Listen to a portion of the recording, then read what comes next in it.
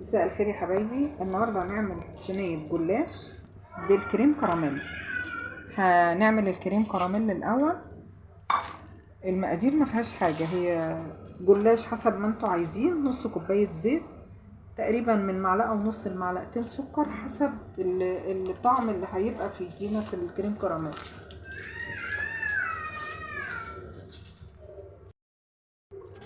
معانا كوبايه لبن، هنخليها كوبايه ونص لبن ونص ميه، يبقى كوبايتين.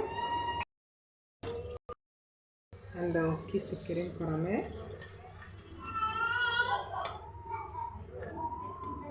هنحط السكر، هنحطهم علشان معلقتين حسب بقى السكر اللي احنا بنحبه، ومعلقتين لمعلقتين ونص براحتكم حسب ما هتذوقوا. مفهوش مقادير يا جماعه، كان مفيهاش مقادير. هناخدها على النار، هنقلب يا جماعه لغايه ما يتقل، طبعا مع التقليب السريع علشان ايه ما يكلكعش. احنا غلينا الكريم كراميل ودقناه، لقينا السكر كده ايه مظبوط. هنسيبه بس يهدى بس شويه على ما احنا بنخلص الصينيه. اوريكم الصينيه بنعملها ازاي. بصوا بقى نعمل ازاي. فاكرين المروحه بتاعتنا زمان اللي كنا بنعملها في الحر؟ اهي، بسرعه بسرعه، اهي اهي.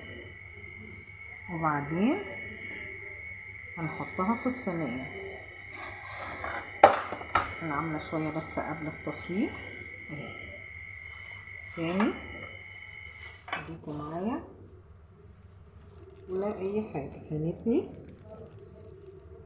اهي اهي، بسرعه بسرعه عشان الجلاش ما ينشفش مننا اهي. اوريكم واحده من غير الجلاش كده علشان تشوفوها اهي. هي نفس المروحه، هنتني كده اهي. حتى لو اتقطعت مننا يعني مش مشكله، يعني احنا مش بنشتغل في الهندسه ولا حاجه اهي اهي. وقطعت شويه اهي، رجعناها تاني اهي بس. وهنحطها كده. هكمل بقى الباقي انا. ما بصوا خلصنا الصينيه اهي. هندهن بسرعه كده، مفيش اي حاجه، اظن ما خدتش مننا وقت.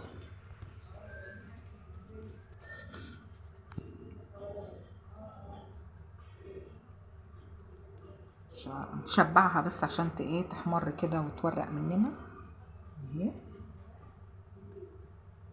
اظن مش مكلفه ولا حشو بقى وكميات سكر وجوز هند ولا الكلام ده خالص، ولا الكلام ده اهي.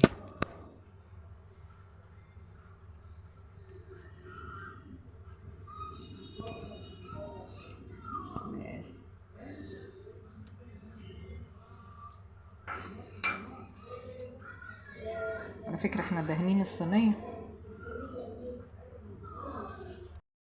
دخلناها الفرن اهي. هي مش هتاخد ربع ساعه ان شاء الله. بصوا طلعناها من الفرن اهي. كريم كراميل مش سخن، هو دافيان بس. هي ما خدتش ربع ساعه.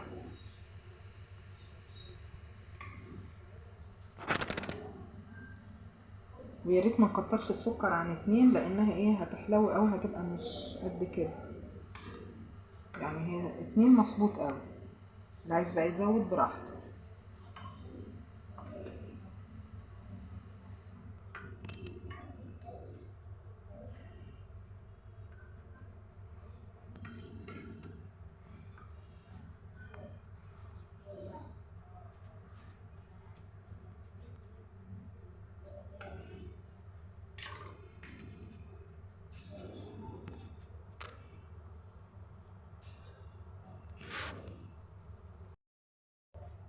اهو يا جماعه هنكمل اهو.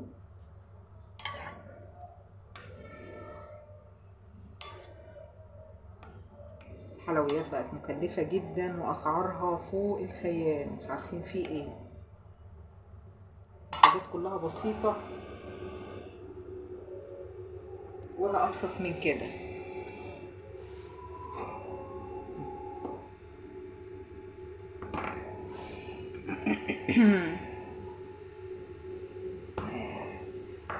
سيبها ثواني بس تتشرب. الا لما ايه الكريم كراميل يجمع، وممكن بقى بال ده كراميل، بس بعد ما تجمد نعمل اشكال بقى جميله كده.